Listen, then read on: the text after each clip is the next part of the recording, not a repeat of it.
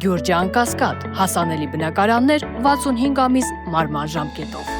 Պարոն Կոստանյան, առաջի հարցը ուզում եմ տալ գործընկերոջս Փայլակի հարցի շարունակություն, առնվազն իմ համար պարզ չէր ձեր տված պատասխանը կարմիր գծերի դատական գործի վերաբերյալ, որ դուք բողոք եք ներկայացնում։ Ձեր քաղաքական հակառակորդները, այսինքն քաղաքացիական պայմանագիրի, ասում են, որ դուք դատարան եք ներկայացնում բողոք, որ անընդհատ հետաձգվի օրենքի ուժով չմտնի դատական ակտը ուժի մեջ։ Ու ասում եմ, որ անընդհատ նույն տեքստով ման եք դիմում վերաքննիչ, հետո վճռաբեկ ու նույն բողոքն եք տանում, իրանք հետ են վերադարձնում։ Ասում եմ, որ իրավաբանորեն սխալ է։ Այսինքն չկա մի մարդ քաղաքապետարանում, ով որ իրավաբանորեն բողոքը ճիշտ կձևակերպի ու կտանի դատարան, որ ընդունեն այդ մարդիկ։ Դա եմ ուզում հասկանալ։ Ու Փայլակի պատասխանը ինչու եք անընդհատ բողոքարկում։ Էդգար ջան, տեսեք, ես հիմա քանի որ չեմ տիրապետում այդ իրավաբանական տերմինոլոգիային եւ դրա մասնագետը չեմ, ես հիմա կդժվարանամ ասեմ ձեր հարցերի պատասխանը սպառիչ տամ, բայց եթե ձեզ օրինակ ավելի մանրամասներն է հետաքրում, թե Երևանի քաղաքապետարանի կողմից բողոքարկման է, ես կարծում եմ, որ առաջիկայում նման հնարավորություն առնվազն կստեղծվի, թե ոլորտի պատասխանատուի, թե գուցե եւ մեր համապատասխան վարչության կողմից, որպեսզի կարմիր գծերի մասով այն բողոքը, որ ներկայացվել է, եւս մեկ անգամ հանրային ներկայացվի եւ նաեւ ասվի, թե ինչի համար է Երևանի քաղաքապետարանի կողմից այդ բողոքը ուղարկվում դատարան։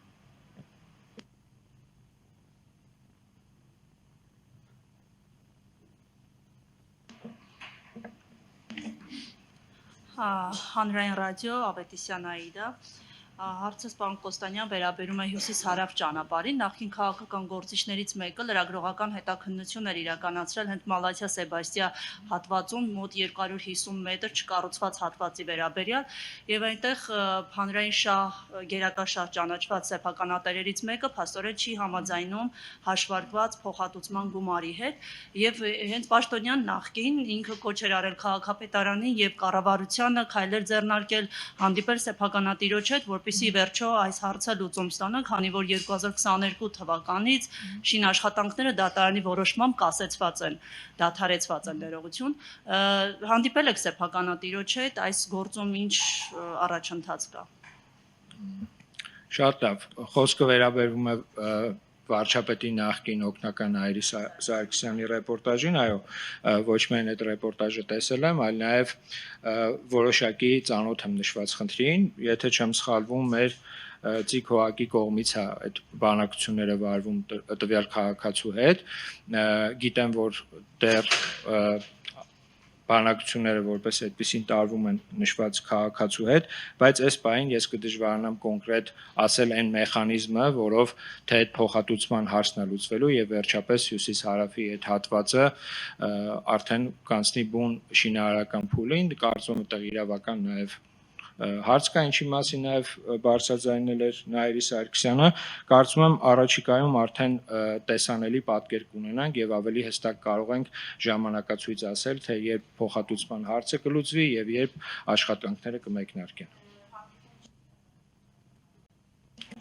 Սեփականատիրոջ հետ պարբերաբար այս ընթացքում հանդիպումներ եղել են, ձգձգվել է նաև այն պատճառով այս ամբողջ process-ը, որ տվյալ քաղաքացու հետ վերջնական որոշում չի ընդունվել, իսկ հաջորդ հանդիպումը, որը որ արդեն տեղի կունենա, ես կարծում եմ արդեն դրա արդյունքում մենք ավելի վերջնական պատկերը կունենանք, թե երբ այդ աշխատանքները կմեկնարկեն։